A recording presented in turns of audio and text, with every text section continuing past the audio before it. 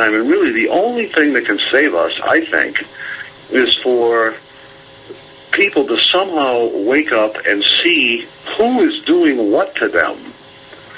And they're not going to do that if they have their TVs on or they read the newspapers. They got to look around and assess what has happened to them, put a lot of these things into context instead of relying on a daily dose of adrenaline from some atrocity, and understand that this same con game has been going on for almost 200 years, where the bankers put themselves between the producers and the consumers and steal money from both until they're both dead, and then the bankers just move on to the next patsy society. And that's what's happened in the United States. That's what's happened in England. That's what's happened in France, Germany, Russia, and it's all been done by the same folks. That's what we need to realize. None of these bankers being arrested. I could look at my own home country, Ireland, absolutely bankrupt. It's a huge mess, John. Iceland went down, Latvia is gone. Spain isn't far from it. Greece is in dire straits. Italy in dire straits. But the biggest frauders of them all are the US and the UK. I mean, they're completely bankrupt, but they print their own money. Luckily. It's not going to be pretty. It's not going to be. What sort of time scale do you give? I mean, what do you? Well, I think, the fall of the dollar, it could be. I think, people say, oh, it's not going to be for this year. All these talking heads, oh, well, no, the dollar's weak and it go down. I think they're all talking nonsense. I don't trust any of these people because they don't understand how the bankers run things. That the bankers will come together one weekend and pull the rug from under the dollar and it's gone. And, it'll be an Argentina situation. Which would be one of the possibilities that the U.S. Say no, we're not paying you back. But you still have to deal with these parasites, John. These parasites need to be dealt with. I mean, I know. You have FEMA camps all over the country, which would be an ideal holding spot. I wouldn't recommend sending them back to Palestine. I wouldn't inflict any more pain after 61 years of brutality by the Jewish state on the poor Semite Arab people. They're going to have to be dealt with, and you have a lot of them. And they're not all Jews, John. Oh, no, I know. I mean, everybody's been... Everyone in the world practically has been bought off to one degree or another. The reason you have such difficulty getting the unvarnished truth from websites on the Internet is that virtually all of them are funded by covert Jewish money. So they can only go so far. And, of course, a lot of people are purposely designated to do that, to collect the dissidents and only go so far, like Alex Jones, and then at the last moment divert them from the real target. Every single time. What about, John? We haven't even covered.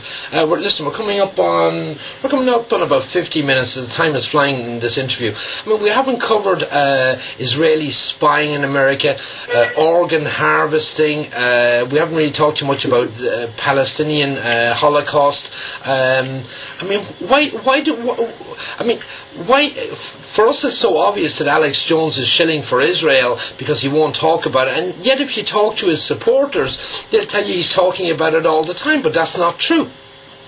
That's right. He's doing the late diversion technique where he buries people in timely information that some of it is very valuable and some of it is exclusive, and it's all very titillating, but like just about everybody else, he fails to take the last step. You can't stop at Obama or Bush. Then we get back into Rivero. He was pushing Obama. I mean, for me, I'd given up in 2006, 2005, 2006. I realized then when looking back into history, that Red Ronnie and these were all Jewish puppets. I mean, not one single one hasn't been placed there. Not a single one.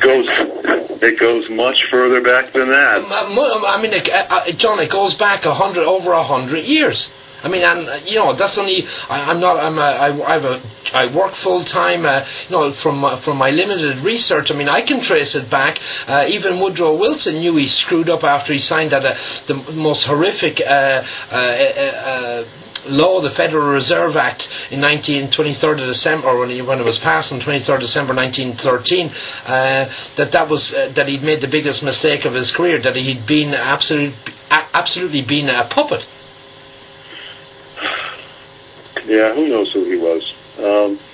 But all of the presidents and all of the presidential candidates Talk a little bit closer, John, to the phone. John, talk a little bit closer to the phone. Thank you. Yeah.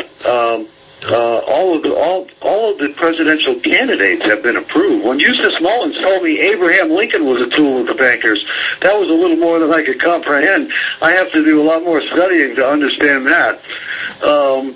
But it's all been going back. You know, you go back to the American Revolution, and there are the bankers. Both sides. Playing roles on both sides, yep. What was about, I mean, during the Civil War, wasn't there a particular dictate that said no Jews, no money, Jewish money men behind a certain line? Well, I know President Grant tried to ban them from the South because they were all that's who the carpetbaggers were. A big surprise. Absolutely. But always they are able to buy their way out of trouble with bribery. It seems pretty much to the point where now, I mean, we got the 2 world wars behind us. They were both completely unnecessary, and yet our lives are framed in the memories of these events, and we revere our hallowed heroes and are happy with that, and forget the fact that it was all a manufactured deception designed to make money, and that is really the basis of our civilization. And I suppose all of this stuff should be happening now, because we definitely need to confront our, I was going to say love affair with money, but it's really a reliance on money for our lives, and the poison that brings into our lives is just manifested in the ugliness that we see in Iraq and Afghanistan. Our material desires are reflected in the dead bodies of Iraq and Afghanistan. That's what we need to realize, because we shouldn't be doing that stuff. Looking back, John, I think John, it's probably a good piece of solid advice is to check into the creation of the Federal Reserve Bank, then look into World War I, World War II. I read in my Irish history book that Ferdinand got shot or got killed, was assassinated, and that was the breakout of World War I. That was the official version, John, that I read, that's in the Irish history books up until 1984 when I left, 85 when I left Ireland. But, I mean, that assassination had happened, I think, 4.5 weeks previously. It just gave them, the bankers, exactly what they wanted to push in their controlled media. And that got the world fighting, and we've been basically fighting. The American soldiers, boys and girls, have been dying for a century for Jewish banking interests. I mean, and it's so obvious. Let's get into a little bit about World War II, John. What's your feelings about Hitler? Worked against the Jews or worked for the Jews? I don't guess I know the answer to that question.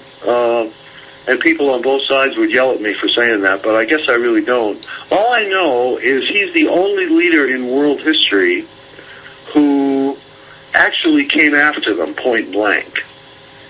Nobody else has done that, and obviously nobody has done that successfully, except maybe the countries who evicted the Jews back in the Middle Ages, although I don't think they won in the long run, because I'm sure they have central banks now. World War II, I think that